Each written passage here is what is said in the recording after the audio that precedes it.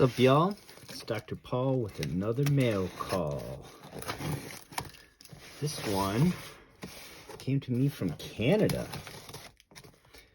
If you're new to the channel, welcome.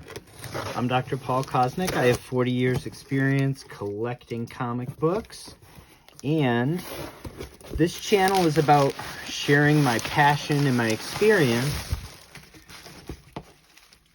I mostly do unboxings and market reports, and I also do how-to series on comic book conservation.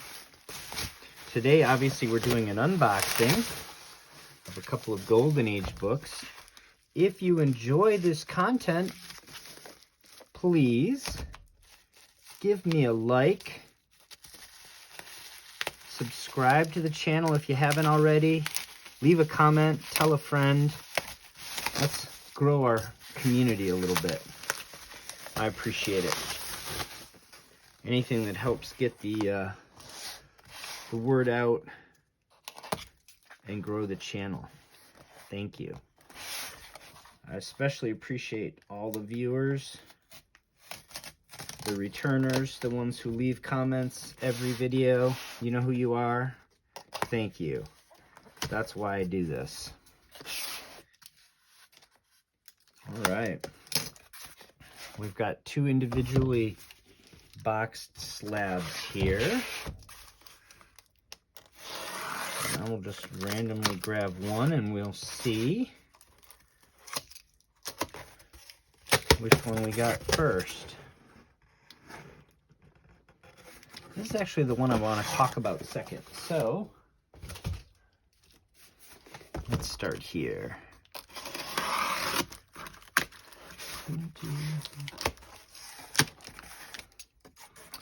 So I spent a little bit of my own Christmas money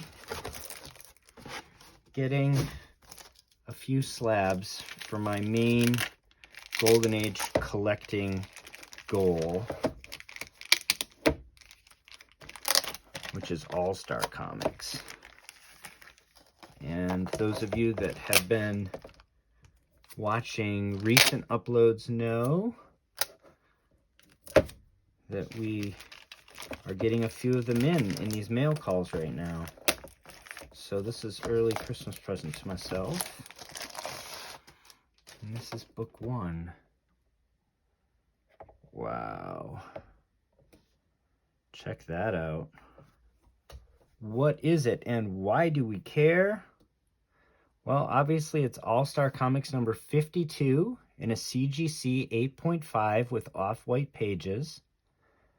This is from April-May 1950, and it was written by Gardner Fox and John Broome, with art by Irwin Hasson and Art Petty, who also did this great cover with the giant alien and the members of the JSA, which I have always thought has great eye appeal. Actually, I thought it was an alien. It's not. It's actually a member of an ancient race. So this sort of like the old In a Galaxy Far, Far Away, long time ago. An ancient race that is super futuristic. In this issue, the JSA are based out of Civic City, and the team members are not all on the cover, but there are 7. The Flash, Green Lantern, the Atom, Wonder Woman, Black Canary, Hawkman, and Dr. Midnight.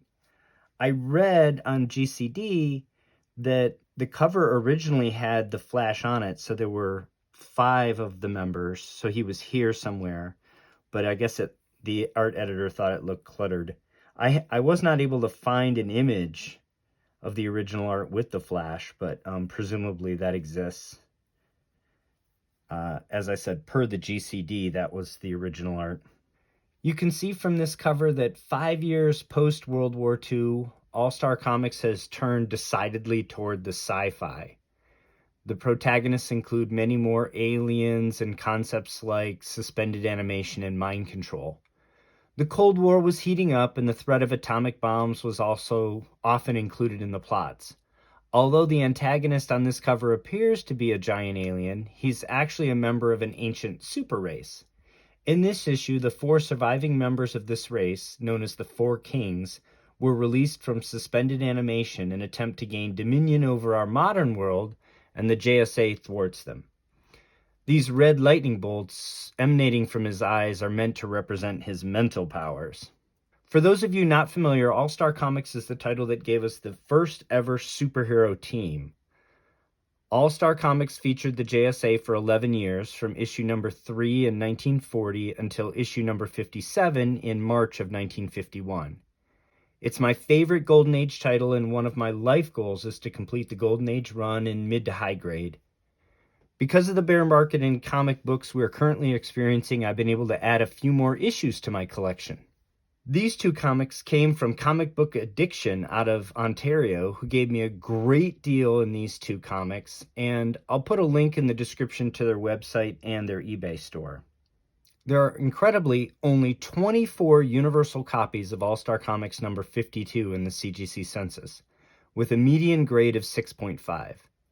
This copy at 8.5 is right at the 25th percentile. It's very difficult to place a fair market value on this comic because it trades hands so infrequently.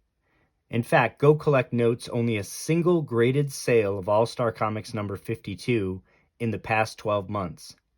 It was for the single highest graded copy, the 9.6 copy from the Promise collection. Someone really wanted it badly because it sold in April of 2022 for over $12,000. The last sale of an 8.5 was not really relevant to what we paid for this book because it was 6 years ago, but it was $727 back in 2016. I actually already own a 6.0 copy that I acquired in December of 2020 for $385 in a Comic Connect auction, but I was looking for an upgrade in both overall grade and page quality. Here is that book for reference. It presents really well for a 6.0, but it does have tan to off-white pages. So I was happy for the upgrade.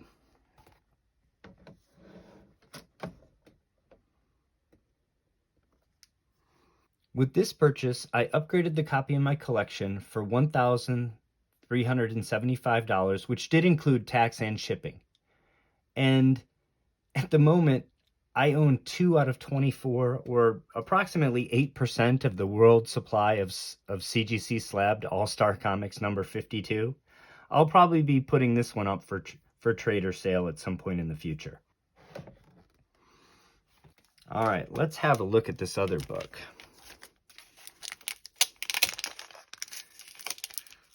This is also an issue of All-Star Comics. This is number 56 from December 50, January 1951. This issue is written by John Broome in 4 parts and illustrated by Art Petty and Frank Giacoia. This is the penultimate Golden Age issue of All-Star Comics, which ended with the publication of issue number 57 in 1951. The JSA team members in this issue are the same 7 as from issue number 52, namely Green Lantern, Black Canary, Hawkman, Dr. Midnight, Wonder Woman, The Flash, and The Atom. These 2 issues were published 8 months apart during the post-war period, and you can also see here the influence of Julius Schwartz and the movement toward more sci-fi influenced stories, with this great Art Petty cover featuring a giant robot and futuristic space rockets. In fact, the story also features time travel and is set in the year 3000. In this issue, the JSA must travel to the future to battle a shape-shifting race of aliens that has invaded future Earth and threatened it with destruction from the Triple Z bomb. That sounds a lot more advanced than the A-bomb, right? There are 39 universal copies of All-Star Comics number 56 in the CGC census with a median grade of 5.5. At 8.5, this copy is in the 18th percentile. Really amazing for a 70-year-old Golden Age comic book. Go Collect notes just 3 sales of lower-graded CGC slabbed copies in the past 12 months, and no sales in any grade in the last 90 days. As I've said before, it's very difficult to place a fair market value on such a rare book that changes hands so infrequently. I paid $1,375 for this copy all in, which I was really happy to pay to get one step closer to completing my high-grade All-Star Comics collection. These later issues were certainly printed with lower print runs than earlier issues, and the CGC census reflects that, so they are more difficult to track down. Long-term followers of my channel know that I consider myself but a humble caretaker of these treasures, with a duty to preserve them for future generations. Being able to own these comics is an embarrassment of riches, and I know just how fortunate I am to be able to acquire them. These books are both for my personal collection and are exceedingly rare. As I've discussed before, you typically need to pay market prices to acquire them. If you're trying to bargain hunt these kinds of books, you may only find one every few years. That said, I want to thank Comic Book Addictions for what I feel was a very good deal on these two books. I was able to get 2 Golden Age books with CGC census populations under 40 in 8.5 for less than $1,400 each, which is exactly how I want to be putting some of my capital to work right now in this bear market. I hope you enjoyed this video on these 2 Golden Age beauties. I'll be looking to add more reasonably priced mid to high grade all-star comics to my personal collection toward my goal of completing the original run during this current bear market. Stay tuned for more unboxing videos in the near future.